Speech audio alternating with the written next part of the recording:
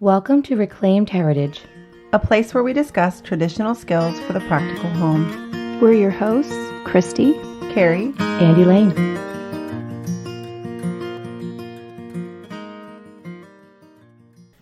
The best bakers don't just blindly follow a formula.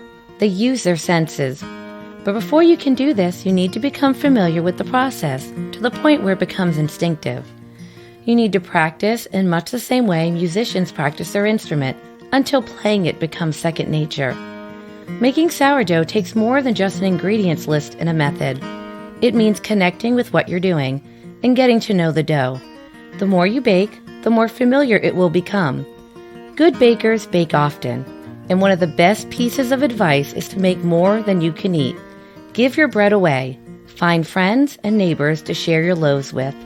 Excerpt from The Sourdough School by Vanessa Kimball.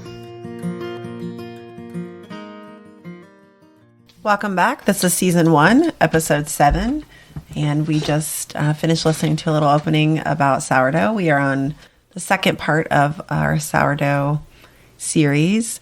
If you missed last week, you can go back and listen to the history of why you should bake sourdough, and we talked specifically about your starter, which you can't make sourdough without your starter. So if you don't have starter, you've got to start there. Yeah. No pun intended.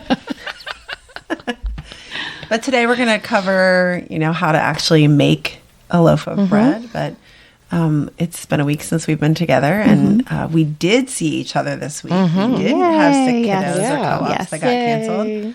So we saw each other for our wild and free group. Went to the zoo. It was 12 degrees. Yes. Brutally Cold day, cold. but thankfully we were doing the aquariums, so heated rooms. Yeah, we went from one heated building to another. Yeah. Yeah. And we had kiddos that were taking pictures for their photography class for college, so that went well. Killed two birds with one stone. Yes. It was perfect. Yeah. And we followed it up with our ladies' book club that we did Yes. for our church, and had a discussion on the Proverbs 31 woman, which I think impacted all of us greatly. Yes. It did. Favorite part? It was phenomenal. Favorite part? Well, I was entrenched in it for days prior, so I feel like I've lived this chapter all week. It was incredible. Favorite part for me was the beginning where it was pointed out that this poem is actually a warrior poem. And I don't want to say too much about that, but it was definitely brought it into a different light.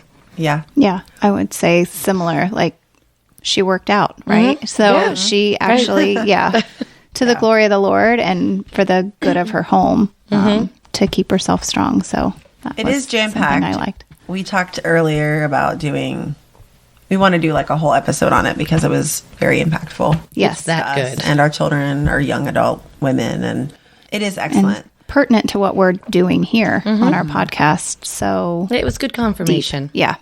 Yeah, we pulled out I think right before we started, we talked about the Proverbs 31:15. She rises while it is yet night and provides food for her household and portions for her maidens. And further down, the second part of 18 says her lamp does not go out at night. And that was where it was talking about always being prepared. So it was very interesting to hear how her kitchen is never resting, and she's always got everything that she needs supplied for her family. So it was kind of reaffirming that the things that we're attempting to do. I like that she's not a night owl. Like that was not. It was actually about having the oil prepared so that, so she could rest. Yeah. But be prepared for the next day. right. Yeah. A good pantry store, right? No, it was good, excellent confirmation Yeah, for it us that was. we are pursuing good things of the Lord that Yes. are loving and serving our families well. It's work that we should be doing, that we're called to do. So sometimes it can feel a little, redundant. Like, why am I making the sourdough at home when I can just go to the store to buy it? But the skill and the nutrition that we're pursuing is good. Yeah, in the oil not going out, it really reminds me of sourdough. In my home, I feel like something is always happening overnight while I'm sleeping. Maybe my starter is doing what it needs to do, preparing me for the morning, or my sourdough bread is proofing, or maybe it's fermenting, or something is happening overnight while I'm sleeping, which really coincided with this Proverbs really well. Yeah, and I would say, a lot of it is new for me personally, so it's very interesting. to think about your kitchen working for you while you're resting. Yeah. And that's in the bone broth we talk about being cooked overnight.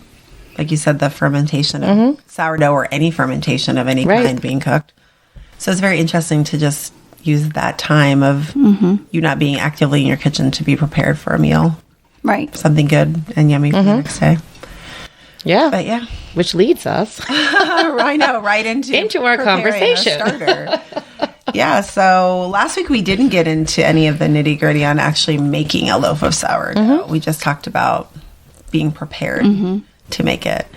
And that probably felt a little overwhelming, but It's the necessary step. Even more overwhelming. Yeah. No. Just keep doing it. You just have to practice, like she said in the thing. I mean, you're pretty much, no matter what you do out the gate, you're going to end up with a loaf of bread that is edible when you're done. And the kids will think it's And it's great homemade regardless. bread. They don't care. It'll be Right. hot. Yeah.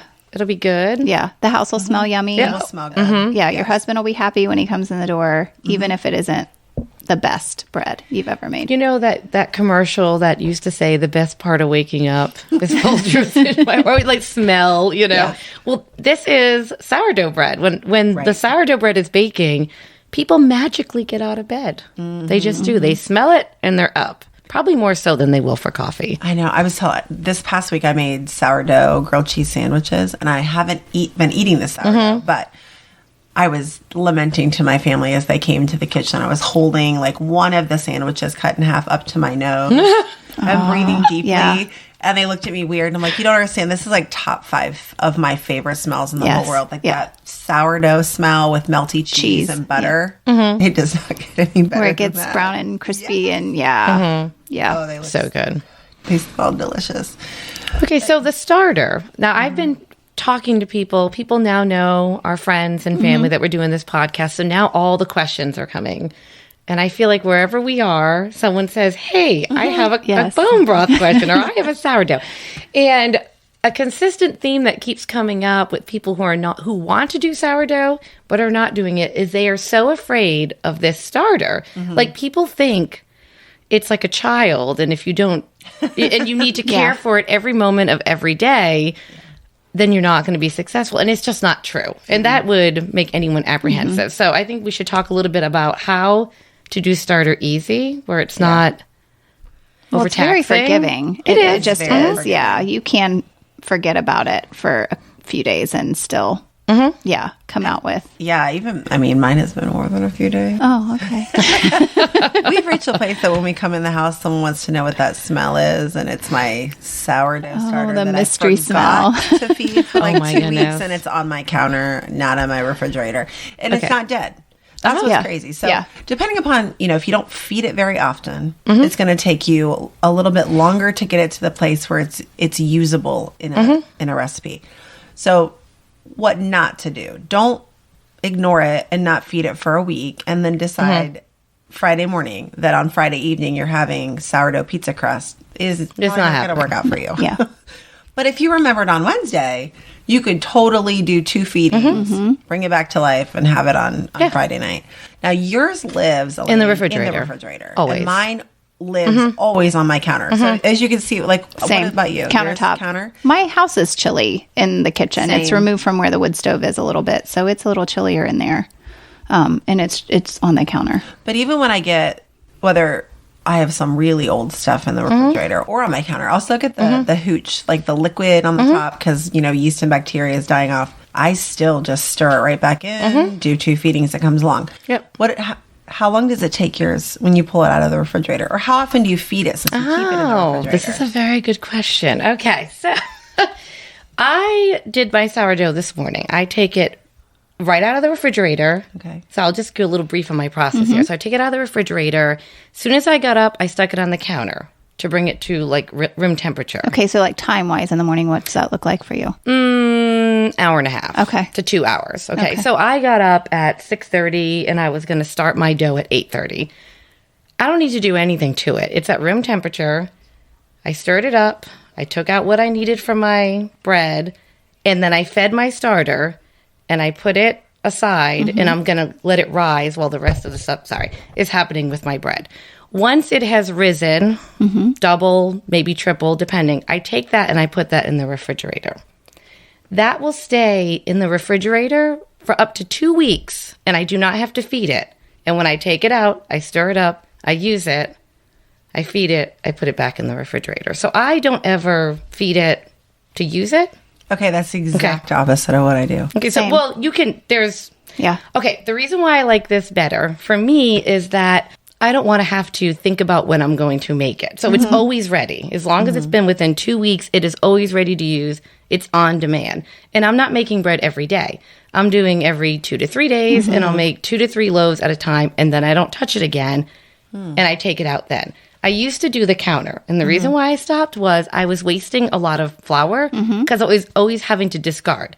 So as long as it's healthy and active, like kind of at its peak, when you put it in the fridge and you put a tight lid, it stays like that. And then you use it. So you could not feed it for 2 or 3 days and then have I don't feed it for like a week and have it right away. So Yeah. Okay, so then from what I've been reading, so I'm really curious. It would seem that your bulk ferment, which is the amount of time it would take from your starter to eat through your flour, would be a little bit longer because your like yeast and bacteria would be a little slower out the gate. So you might have a little bit longer of a bulk fermentation than if you're... There's a way around that. Okay, there is this book that I highly recommend.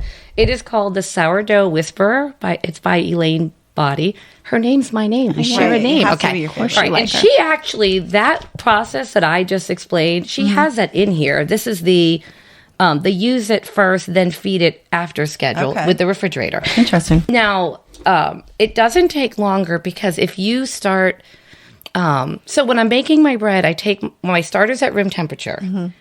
I do the starter, but I do warm water and stir that up first. So the warm water activates the starter going. Okay. And then I make the bread. So it's not taking me longer. So the dough that I have that's currently in my microwave, because I need the light on, because I have a wood stove and my temperature is wonky in my house depending on how much wood is in there.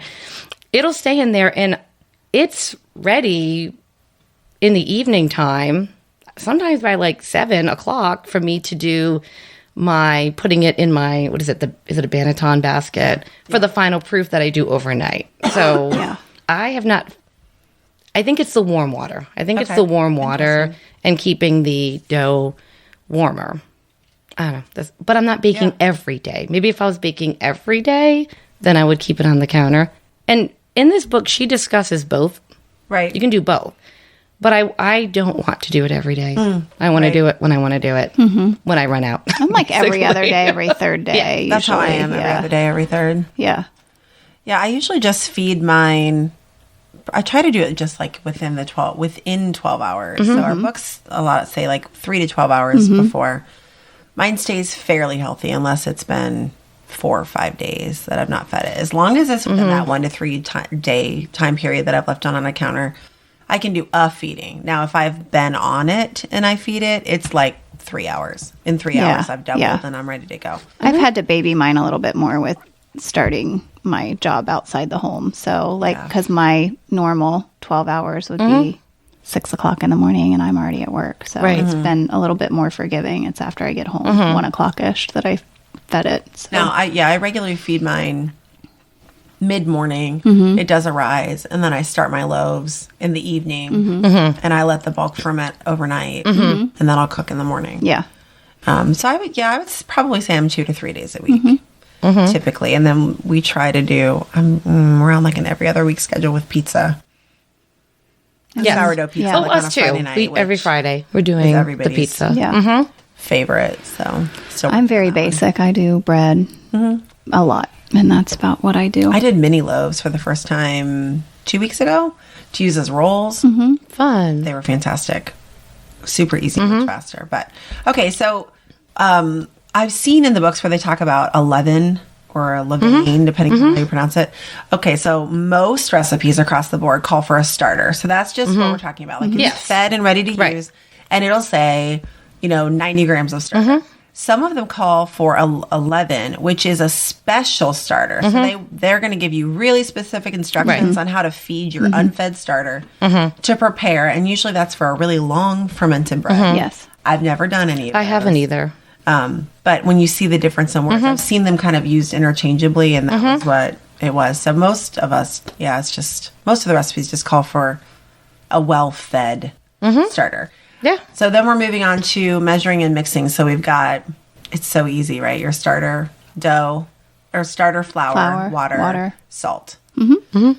Now the salt, some of them include adding it right when you're mixing initially, and some of them tell you to add the salt a little bit later. So I've only ever done it in the initial mixing. Me too. I don't know what the difference would be. Mine over my starter. So it can slow down. So we talked about this a little bit last week with organizing the gluten. So mix your water and starter first. Add your flour. All three of us add our salt. The salt can slow down. Which is in all of our books. It talks about autolyse or autolyse, depending upon how you pronounce it. That is just when we were saying, like, you have this really shaggy dough. Yeah. And the then magic moment. Magically switches into, like, looking very uniform. It's so crazy. It is. It is magical. And you feel a little Really like is. Julia Child. I mean, like, it just comes together and you go, this is beautiful. Yes. Look what It I made. I know, and you It do is. nothing for it to happen. Yeah. And it kind of gets this glossy. And it's pretty. And so, I've seen the word everywhere, didn't know what it is. It's just when all of your flour is wet. That's it. And so now you're ready to move into building the gluten or organizing the gluten through stretch and fold Right. or coils, depending upon what it's in. Now, do you stretch it, Christy? I stretch and fold. I know you do. I don't know. I don't know what a coil do is. you? Yeah. Yeah. What do you do? Do you I stretch and Yeah, I fold. do too. Yeah. Yeah. A coil, But I don't do the coils and I don't use the baskets and I don't do all the fancy. Yeah. I'm like a basic Yeah. sourdough girl. Well, I've been using plastic bowls the whole time. I always use plastic, and this one's like, you should use glass. So Well, can you see know all what's the great bubbles about on the I was side. like, my favorite Yeah. part with the glass is lifting it up and looking at the bubbles underneath. Yeah, so now I have to try the glass. And it holds temperature, it regulates the temperature a little bit better. Yeah. So stretch and folds. Okay, enter now in hindsight that I know exactly what all of these terms mean. Enter the square dough. Okay, so now I understand the dilemma. So somehow in my convoluted reading of the recipe, which I should go back and reread it because I want to say it's not my error, but I'm 100% certain it is. I stretch and fold in the bowl. You don't take the dough out of the bowl. No. You are like, That's a necessary mess. And it's a blob. Yeah. it's just like if you're reaching in with your hand, which your dough should be very, very, very sticky. It's So you not want to regular wet your dough. hands. Yes. Wet your hands when you Don't do it. add flour. No, It's just meant wet to your be hands. sticky. A little bit, not drenched, but you know. But the recipe talks about making 4 quarter fold turns. So like you're reaching in like the north part of your bowl, Yep. Picking grabbing it it, pulling to the south, turning your bowl a quarter turn, and repeating it. And you're going to do this 4 times. Well, what I did is dumped it out on the counter.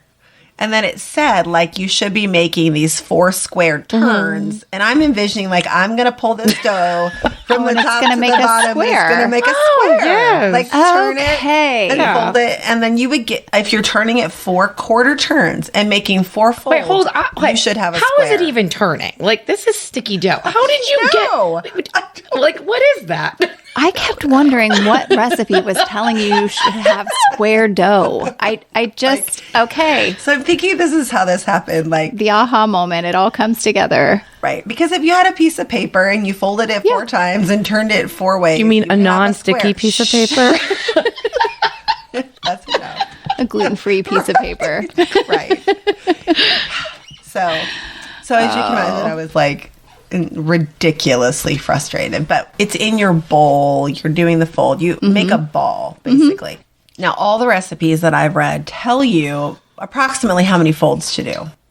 I just do until it looks like a ball. Yes. And I that's, just keep turning it and folding it, and when it's too tight, it's so firm, it You really can't keep tells folding. your dough tells you you're done because you can't even pull another Yep. Right. fold up. And the recipe may Yeah. be different. You may be doing Right. something besides bread to where it is Yeah. different. And then I would go off of that. But you really do go by feel. So, like our cold open, you know, Yeah. it really is the practice of doing it and figuring that part out Yep. and looking for the change in it. Yeah. So you do it till you can't do it anymore. But Yeah. but you rest in between. Yes. So when you make it, it's going to form a ball, and then it's going to like kind of blob out again. right. Mm-hmm. Uh-huh. And that can take anywhere from 15 minutes between your 4 folds up to an hour. But if 30 minutes has passed and it's retained its shape, you're done with that part. Yeah. Yeah. So now we're on to the large time of fermenting, which this is the thing that we try to tell everybody. You've mixed stuff together. This takes literally 2 minutes. I timed it this morning when I did the fold. It took me 30 seconds. Yeah. To do the fold. Well, like so this is not even to mix. You're mixing So to quick. doing your first, like, it's so fast. The hands-on time is so minimal. So now this is the kitchen working for you. It's fermenting for what you just need to read your recipe, and a lot of it. This is the practice. This is like the make or break, in my opinion. You've got to figure out your temperature in the summer. Yeah. It can be like 4 hours and my bread is done. In winter, I can leave it on my counter overnight and come out to it just ready to go. So, well, this is why I used to do it where I would make my dough at night and let the fermentation happen overnight. The problem was I'm sleeping, so I can't tell when it's done and when it's ready to move on to the next stage, which is why I moved to the morning. And now periodically I just open up and I look and see if it looks like it's ready. And if not, keep it going. So it just gives me more control that way. So I tend to overproof. This is my Maybe problem. because you're I go sleeping. A little over, maybe. Yeah, but I just have a really hard time telling when it's done. And early on, I read that like overproofed bread is a little easier on the palate than an underproofed bread. So, but the poke test, you do the poke test. I do the poke test, and then there's like the jiggle test. But in this Whisperer book, I just love this book so much. It was so easy. It's skinny. I like skinny books. Skinny. And it's paperback. I'm sure it's cheaper, even though this is a library copy. But she tells you exactly the size glass bowl to purchase, which my Pyrex that I have, I think it's 9 inches. It is. So she said if you use the same bowl every time, you will know when it's done because it rises to the exact same point. And that's great. So I have stopped doing the poke, and I've just been, when it gets to that line, I'm done, and it's come out great every time. And like I have it's these kids, little my tricks. kids tattle, and they say, "Mom, it looks like it's ready." Yeah. You know, they've been checking it. So if you don't have the same size bowl, or if you've never done it before, you want to get your finger wet. Yes. Poke it. And if it fills up right away, like if you take your finger out and it fills up immediately, it's not ready. Right. If it doesn't refill at all, probably you're overproofed. And if it's slow. very slow to fill, you're ready to go. Yeah. I still do poke it. Yeah. But that's a good tip. Yeah. We all have different books, so... Yeah, I just really like this book, obviously. Idea, I just keep bringing the same. I'm like, this is the book. It's on my counter. I have to buy it now because I use the same bowls. I just never thought about looking to see. Interesting. Right? I know. Smart. Elaine Body. You're so It's the smart. name. Elaine's so smart. Okay, shaping the dough. So we're done. Okay, it fermented. We poked it. It's ready to go. We're going to stick a tiny amount of flour on your counter. Dump your dough out. And in comes Instagram Reels. This is the exciting part. If you've ever seen it, this is the part where every beautiful woman in her lovely apron and long hair has like this little stainless steel bench scraping looking thing, and they're making gorgeous, glossy, round balls of dough. Yes, and they're fancy X-Acto knives. Did that happen to you? No. Okay. No. It does now, but this is not what happened for a very long time. And I felt like a total failure because I couldn't get it to be that way. All right, so what are you doing different? All right, so when you're done fermenting it, you're done? Because mine goes in the fridge. Do you not do that? Okay. Mine is I shape and then I do it's called like a retard ferment after I shape it in the fridge. So I actually, in my bowl before I dump, I do like almost the fold again. Yep, me too. It pulls it into a really tight ball and then I'll dump it. And that's when, if you want, it kind of depends on your goal. If your goal is to do very intricate designs with your lame, the cutting, you have to have it very, very tight. Now, if you just want to do like a few, it's not that bad. Yeah. But that's where if you turn it out, so the smooth part, the part that you folded, you're dumping onto your and that becomes the top. The bottom Right. becomes the top. So then you just have to kind of tuck it. We'll have to make videos. Okay. All right. So I am doing that. I'm just not taking it.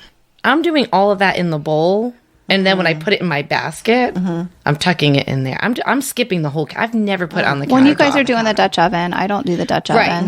So, yeah, I have done the Dutch oven. I just don't typically do it this time of year. After I do it in loaf fermenting. pans. When you get done the fermentation and now it's proof, you do what? Fold it, put it in loaf pans, and sometimes I'll do a cute decoration there, but nothing. I don't have the fancy X-Acto knife thing. Well, and this would be the part where I failed the most because A, I probably overproofed, and B, it's the number one reason I switched from all-purpose flour to bread flour. All-purpose flour at this point, even if it is proofed correctly, when you go to either do a coil fold or a can't think of it, the regular folding, or scraping it, it tears. That dough completely tears, and then you can't get. You want it to be very get the like shape tight. that you want. You want that top to be really tight, and so the all-purpose flour just doesn't have the gluten to hold it, and so I was ending up with these very torn, round loaves. Kind of looks rustic-ish, Cooks you know. fine. Yeah, it cooks up beautifully. It looks gorgeous, but it didn't have the tight gluten. So the thing is, then your air pockets are bursting. You don't have quite the bubbles in it when it cooks. And if you're going through all the effort of making the sourdough, we want it to be pretty. I want to be able to make designs on the bread. Sophia uses my loaves for her photography class so often. She's like, Mom, she's going to think I'm a professional photographer for a bakery because it's always bread. So it's pretty. It looks cute. It is. It's pretty. Yeah. I also do mine, and we have a special pan, and I will link it, but it's makes sandwich bread. So it makes it so, because we like toast at my house. So it makes it a nice size for the toaster. And it's like the store-bought white bread that's called sandwich bread. And so the top is flat because it has a little lid that slides over it, and it keeps it in that compartment. So, well, I really want to try this week a recipe that. So my daughter makes what's called milk bread. It's like Asian milk bread, and it is the insanely light, fluffy rolls. It's a very special kind of bread, but you kind of combine it. You use your sourdough, and then you use it. It's basically your sourdough recipe, but a tiny amount of sugar and milk, and it's supposed to make amazing sandwich bread. Really? I'm gonna try that this week. yeah. But yeah, so if you're going to do the designs and you want it to be beautiful, you're going to, at that point, that's when I would get out the Bannon basket. But before I had that, I would just use parchment paper in a bowl. Yeah, me too. Same. You want to do the parchment paper at this point because you're going to go from the refrigerator straight into baking. And you want to already have that in your parchment paper. If you're using a Bannon basket, you need to do rice flour is what gives you that really strong contrast. I've tried it with regular flour. It does contrast, but not nearly like the rice flour does. And then cooking, you guys, you just have to follow your recipes because my first recipe that I followed was like 475 for 28 minutes. The one I tried this week, which is the one that you liked, is like 55 minutes. Sometimes you have to preheat the oven with the pot in. Sometimes it says you don't need to. So this is the place I do water on a Pampered Chef, one of my old Pampered Chef like cookie sheets that I just soak and then put it in there for the steam. And the convect bake makes a huge difference. If you use the convection, if you have it on your oven, I mean that cuts your time down. So even the 55-minute one, mine's typically done in 30 because it's on convection. It just cooks so fast. Yeah. No, it's good. So that is where you have to do babysit it a little bit on because you really don't want to burn your bread. That's the worst. It has to sit for a minimum of an hour. The kids want to eat it, but it's really not done cooking. It's not done cooking. No, it's not. Think of it like potpourri, and it's just making everything smell good. They can't eat it yet. All right. Has your sourdough loaf spoken to you when you take it out of the oven? Okay. Like mine? No. Oh my goodness. All right. I saw. Where are you going with this one? I know. No, I am not joking. I saw this one video before and like their sourdough was like singing to them, right? I'm not even joking. This is dead serious. So I follow. Our daughters are giggling behind. I follow this recipe. So maybe I'm doing something different now. When I take the loaves out, they make noises. They're like, no, and then they go like this. So much so that Asher's like, Mom, The sourdough bread is talking to me. Well, of course, at your house, it's going to sing beautifully. I'm not joking. I don't know if it's that all the cuts and designs I'm doing now, but it does. It is what I saw. No, it was an Instagram thing, and it was the sourdough bread was like singing to the woman who baked it. I was like, whatever. I think she means a reel. She's still learning Instagram. The reels that are actually fakes. Oh my gosh. But okay, my sourdough bread does make noise now. When it comes out of the oven and it's resting, it makes popping sounds. You can hear like a whistle in the background when it's, I don't know what that is. Maybe it's in your science book in here somewhere, but maybe. Don't laugh. It's the truth. Yeah, I didn't know where she was going with that. It does. Yeah, I know, right? Like, no. Asher hiding behind the oven and makes sounds every time she opens the door. When you've arrived, like me, your sourdough will sing to you. Yeah, my children rise and call me blessed, and my sourdough sings my praises. If mine was going to sing in my house, it would be off key and no one would want to hear it. So, oh my gosh. Okay, well, yeah. We've had I had a mishap on the phone with you. Yes. Oh my. So is that Carrie called me a couple weeks ago, and I was making my sourdough bread, and so my hands were. She's on speaker because my hands are doughy. Yeah. So I'm in the middle of it, and then a couple of my girls come in the room, and I realize I have lost one of my silicone rings that I wear for a wedding band in the dough. So my 9-year-old, of course, wants to help and proceeds to like stick her hands in immediately, and then looked at me like, "Oh my goodness, what am I going to?" Her hands weren't wet. It was not her thing. So she was not happy, but she diligently helped me look, and we found it.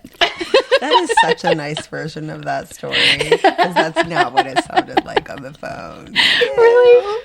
Oh, this is so gross. Enter your teenage daughter came down, and she's like, "What are you doing?" You and Shay have like your hands in the dough. And if you ever need to be humbled, have teenage daughters. Oh God. She's always asking me, "What am I doing? Yes. What are you doing now?" That's okay. I told you that one of mine in my house has started calling me Ma Ingalls, but only when we have company. Well, it's better than Marmy. That's what I get. Okay. It's Sophia. Forever. She's like, Marmy. We were doing that read aloud for our group, and I kept saying it, and finally, I don't know, we're on like chapter 2, and my Sophia goes, "Is that the mom?"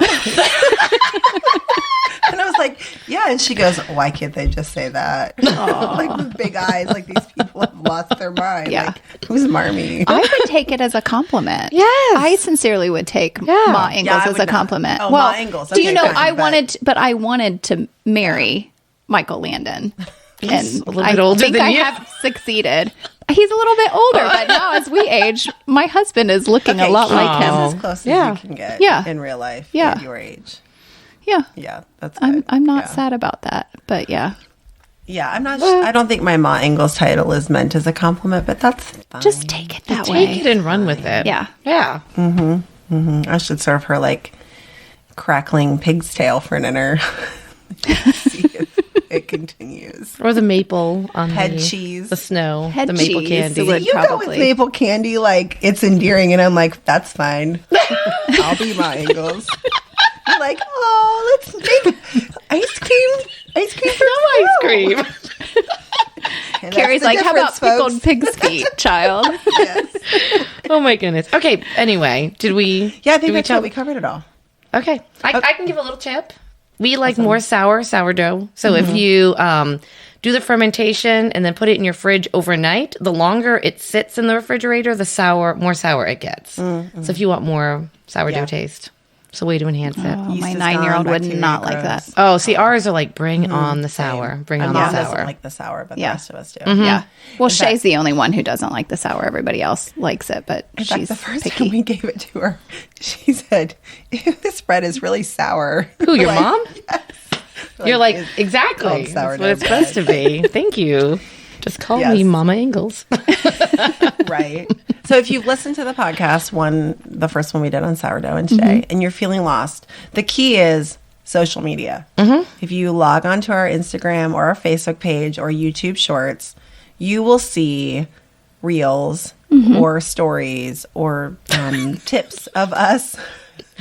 All the things. Elaine's mini movies of us making the things that we're talking about. And we usually give very specific instructions in the captions, and there's videos to go along. So if I can catch my dough singing. Yes. My bread singing. Please. You're singing I would love to hear that. Serious. You'll see. You'll all see. I know. I'm going to start calling you Maria Von Trapp. I was kind of thinking, where is this going? Because if it's singing at Elaine's house, it's probably a lovely song. Where if it's at my house, it's going to be like Joan Jett, you know? Something from the 80s. Something from the 80s, early 90s. All right. For sure. Yeah. All right. Well, I think that's it. So follow us along, and maybe we'll be doing gardening and chickens next time, right? Yep. So follow us on Instagram, Facebook, YouTube Shorts. Yeah. Share with a friend. Yes. 5-star review, if you would, please. Follow our podcast somewhere. Yeah. Yeah, And we are on all of them. YouTube. Thank you for joining us today. Thank you. Thanks.